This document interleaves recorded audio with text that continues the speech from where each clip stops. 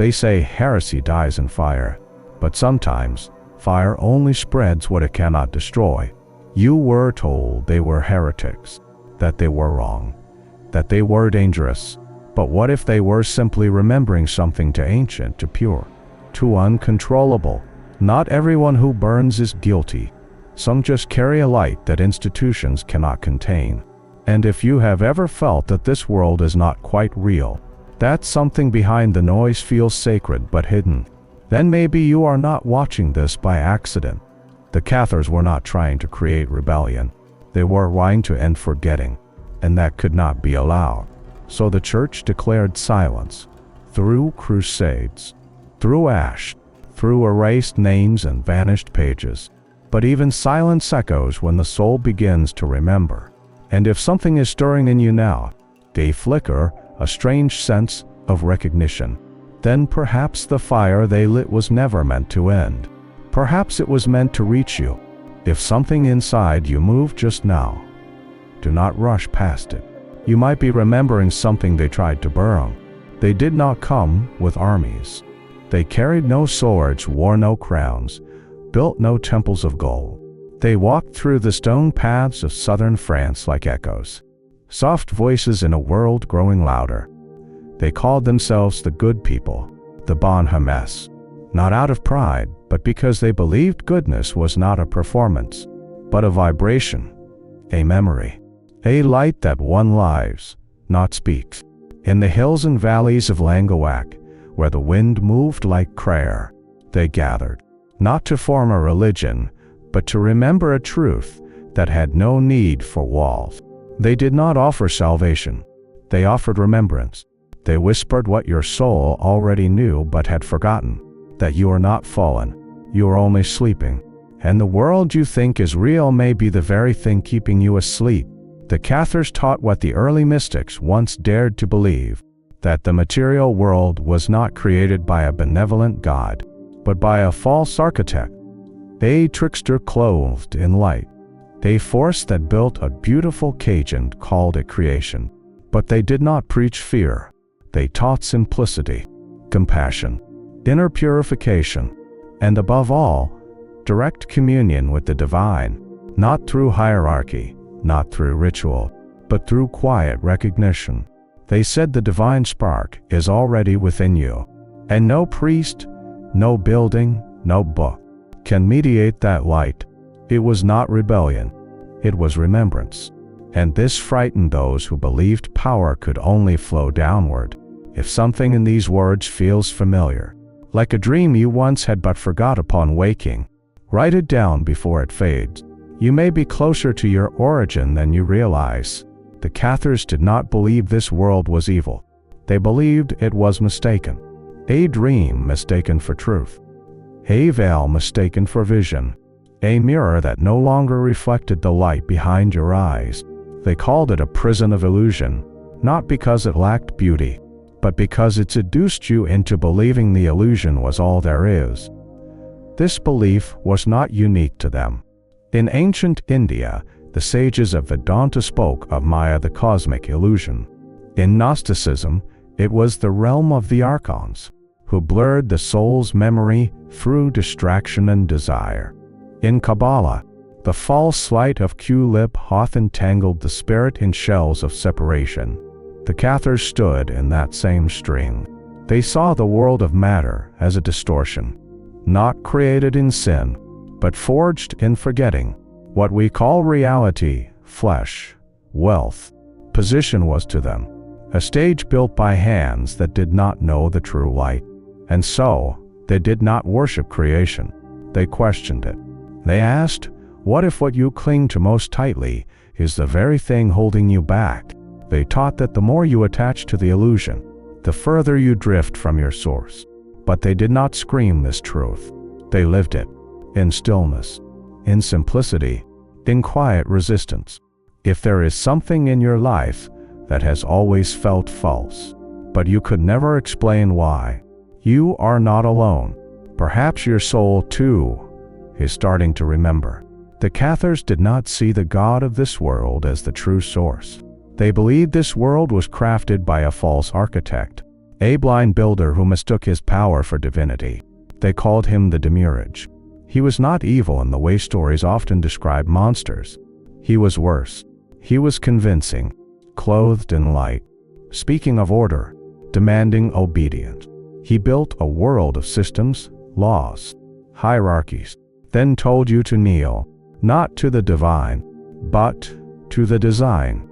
The Demiurge appears across many traditions. The Gnostics called him Yod Lab Aoth. The mystics of Persia warned of Ahriman, the force that mimics light but devours truth. In Buddhism, he is not a god but a Mara, the illusion of form mistaken for finality. The Cathars saw this force behind the structures of power, behind the rituals of control, behind the voices that say, "Do not trust yourself. Obey." To them, Christ was not sent by the Demiurge, but through him like light through fog, to wake those who still remembered the true home. This was not rebellion, this was rescue. And this teaching could not be allowed to spread, because if people saw the designer was not the source, the temples would fall, the crowns would crumble, and the chains would break. If you have ever questioned the voice that says you must, ask yourself, who taught you to obey it? The Cathars did not believe you were born in sin. They believed you were born into forgetting, a forgetting so deep, you mistook the mirror for the self, the wound for the origin, the voice of control for the voice of God. To them, the soul was not stained. It was stolen, not by force, but by illusion. A spark of light, torn from the higher realms, encased in flesh, surrounded by noise, taught to doubt its own radiance. They said your suffering is not a punishment, but a symptom of remembering who you are in a world that insists you are something else. And they were not alone. The Upanishad whisper of the Atman, a soul veiled in layers of illusion. The mystics of Kabbalah speak of the Neshama, trapped in shells, awaiting reunion with the source. The Cathars saw this same soul in every being, not needing salvation, but awakening. They taught that the soul is not something to be saved. It is something to be revealed, like a lamp hidden under many veils. It is not the flame that is missing, only the sight to see it. So they lived in stillness. They listened inward, and they waited for the light in others to start.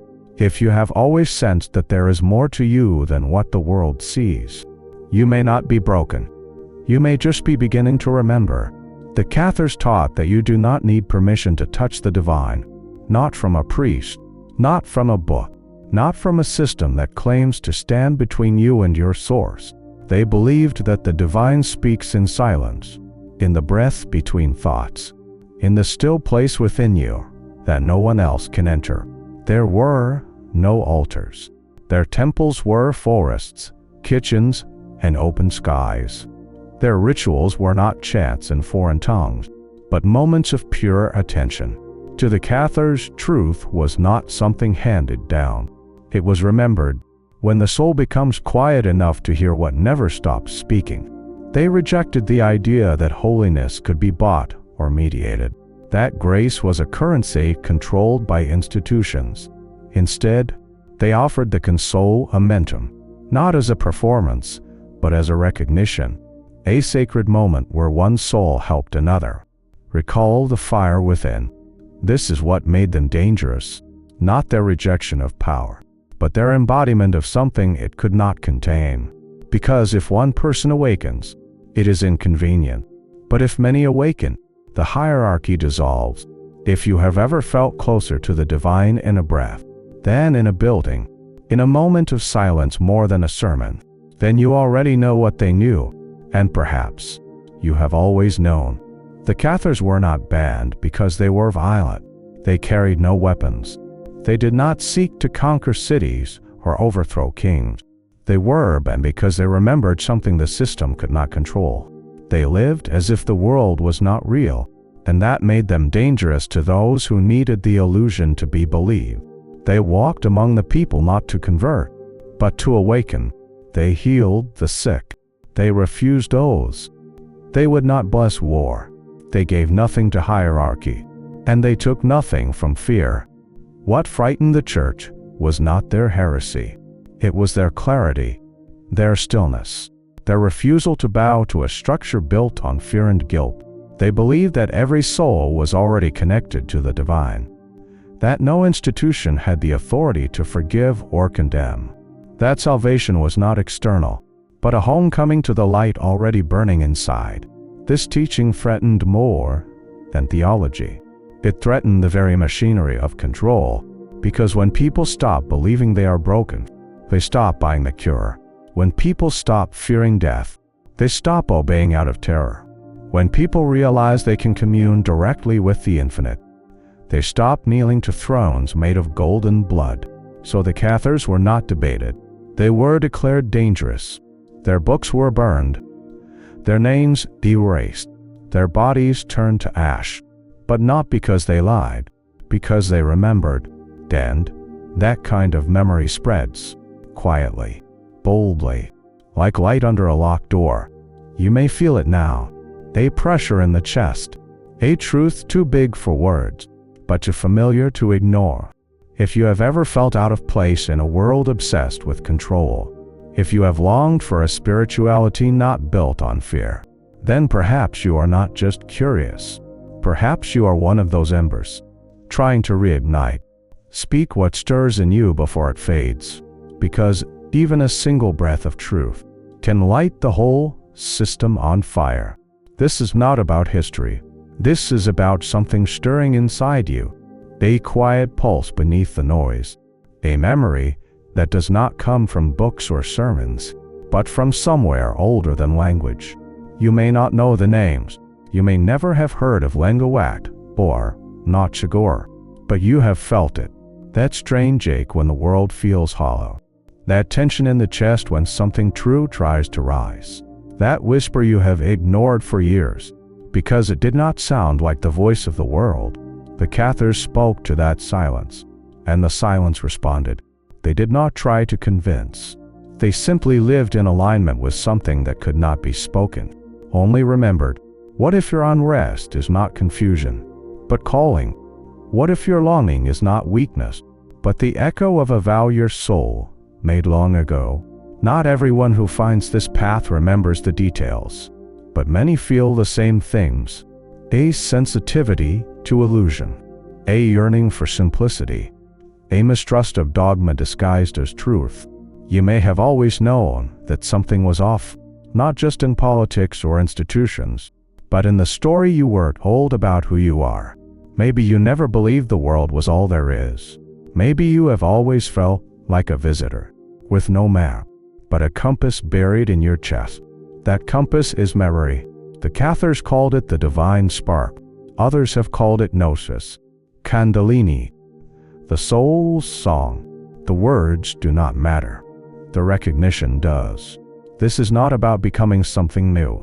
It is about remembering what was buried beneath survival. And remembrance is not always loud. Sometimes it is a quiet moment, when the breath softens, when the eyes close, and something ancient rises behind them. If something is rising now, do not analyze it. Do not explain it away. Write it down. Speak it aloud. Let it live in you again, because you are not just watching a video. You are participating in an old promise, a flame passed through centuries. And now, it is in your hands. The Cathars were not trying to escape the world. They were trying to see through it. They did not believe matter was evil, but that it became dangerous the moment you forgot who you were within it.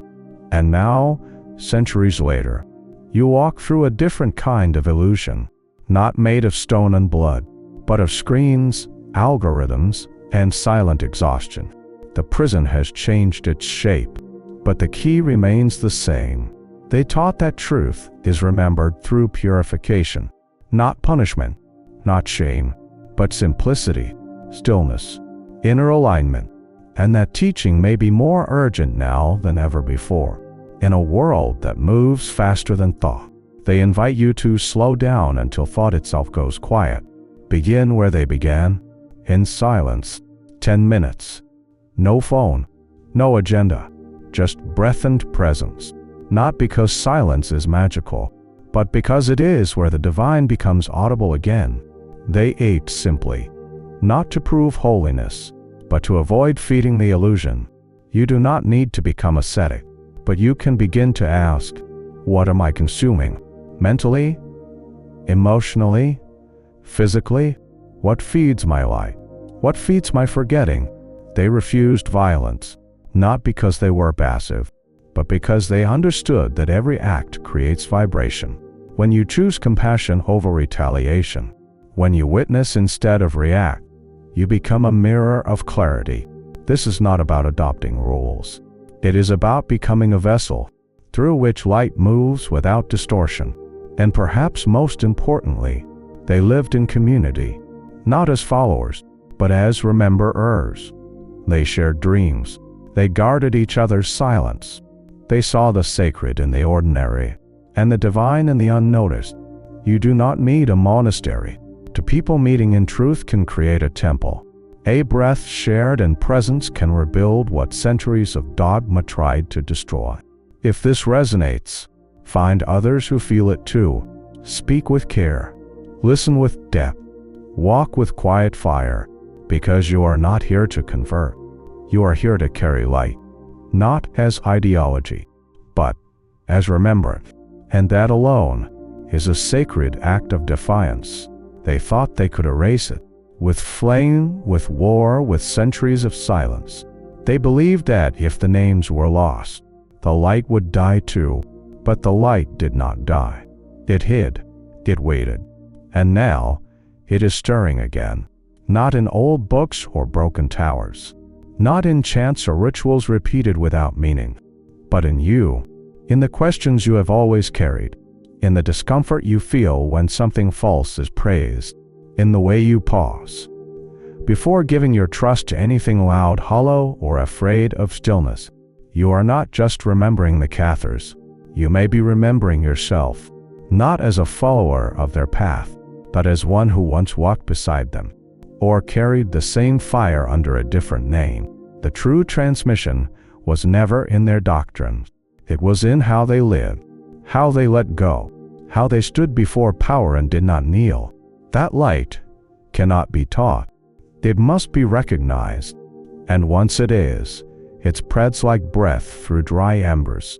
So if something has awakened in you here, do not let it fade. Write down what you felt. Speak it aloud. And if you feel brave enough, share this with someone who hears whispers too. Because memory is sacred, but only when it is lived.